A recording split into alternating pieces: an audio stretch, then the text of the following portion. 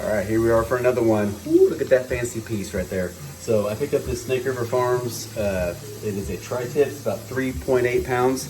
Picked it up at this place in town here called American Fire Barbecue Supply, right here in Lee Summit. You should check it out if you live around here. But this is a American Wagyu tri-tip. It's freaking awesome looking. So what I'm gonna do is I'm going to save you all the process of me putting in the sous vide. I'm gonna sous vide this piece right here at 120 for 3 hours. Then I'm gonna pull it out and I'm gonna put it on the grill at like 700. And we're gonna see how good this baby turns out.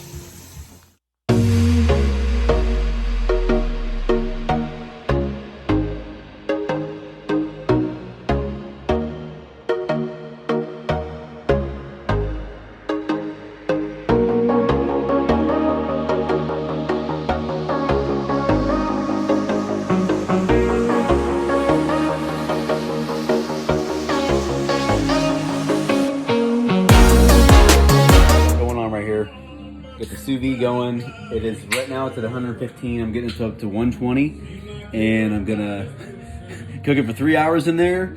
Then I'm gonna pull it out. Right now it's got garlic, thyme, and butter. I'm gonna pull it out, I'm gonna season it, and then I'm gonna sear it off on the grill. All right, this is my first time doing a sous vide cook. I've never done one before, but I figured with this cut of meat that I got, it's totally worth it. So like I said before, Snake River Farms tri-tip, about 3.8 pounds.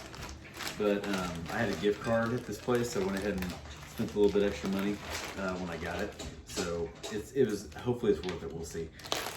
I've made a couple of tri-tips in the past that were pretty damn good, just smoking them, but never done anything like this before. So all I did in the sous vide bag, which I didn't have a, what's it called, the sealer where they like the cryovac shit.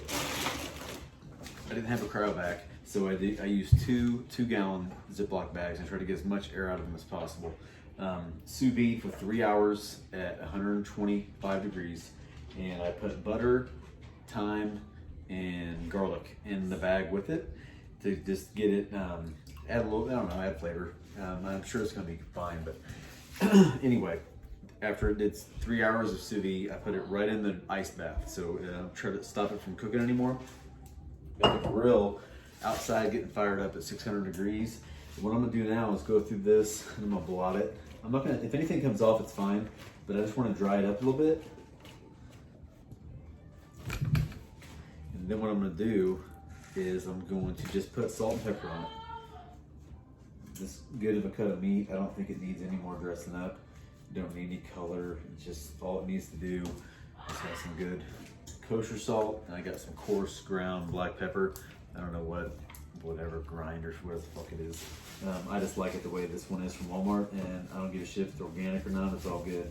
But there we go. So a little bit, I'm gonna do a pretty decent amount of salt all the way across. I'm gonna apply them separately, salt first.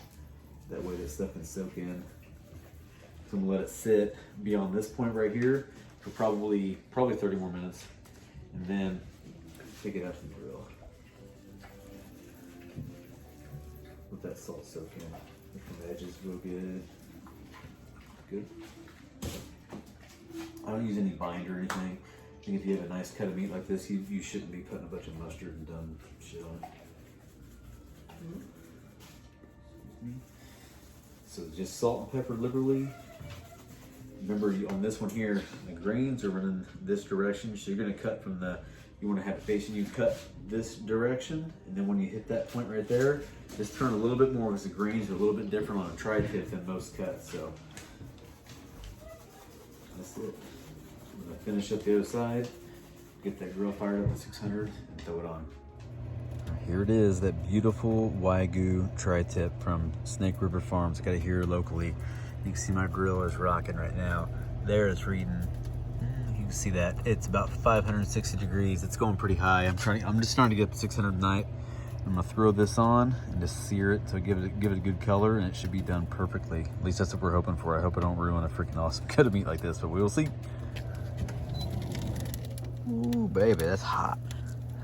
Put it right in the back here. That's the hottest spot that I found. Just gonna let it go. I'll update you at the end. Been about a minute. We're just gonna take a quick peek here I'm not really going for any specific time on it. I'm just gonna turn it a couple times, and I really just wanna get some color on it. That's pretty good color right there. Just try to get some color on it, and then I might rotate it and then flip it one more time here in about a minute. So it's all about color at this point. It's already pretty much cooked, so just gonna let it ride. All right, last check. I've got some good color on that thing. What I'm gonna do is pull it out with the tongs and just take a quick peek. I'm poking at the fattest part from the side. Let's see where we're at. It says 104, so I think I need to go a little bit farther. Yeah, it's 104 there also. So I'm gonna keep giving it color, probably 2 more minutes on each side, and I bet we're right at that 130 mark, and I'm gonna let it rest. Yep. All right, first peek at this. Been letting it rest now for 10 minutes. See what she looks like. A little bit of juice coming out.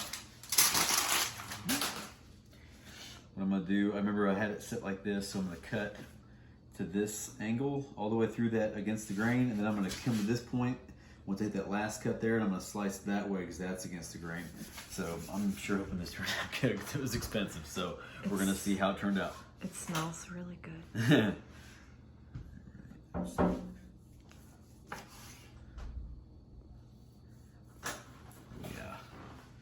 So this end is gonna be the most cooked of all, but as you see it gets thicker down here, this is gonna be absolutely perfect. I'm willing to bet these ends are pretty good though. That looks pretty awesome. Look at that juice zooming right there. And that's on a thin end, so imagine what it's gonna look like inside. Try this piece.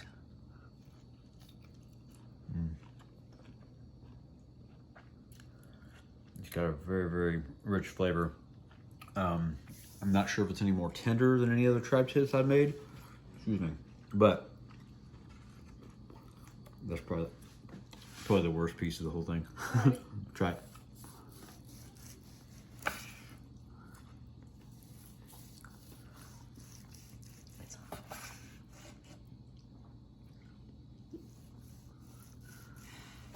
Oh yeah, zoom in on that.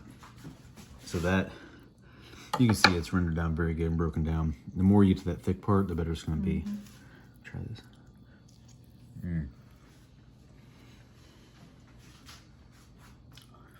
So we had some pretty good steaks last night, and this like puts those to shame. The richness and texture. Huh? Okay, sayonara. Sorry, the richness and the texture of this compared to what we had last night, it's just a little bit level different. I personally don't know if I would ever go back and keep buying these really expensive ones, but I said I had some pretty good ones just from Price Chopper. So gift card helped out. I think it's pretty good, but I'm not sure I would like go all in every time and buy one of these. Maybe for a competition, but I don't know anybody does tri-tip for competition. So anyways, pretty quick little one. You can see I got a good deal on it. Showed you how it's done. Sous vide 3 hours, cooked until the texture looked good and it temped at 120. Pulled it off, let it rest plenty of time. And you can see it's coming out very, very good as we get towards that end. So if you like what you're seeing, like, subscribe, share with your friends. Thank you.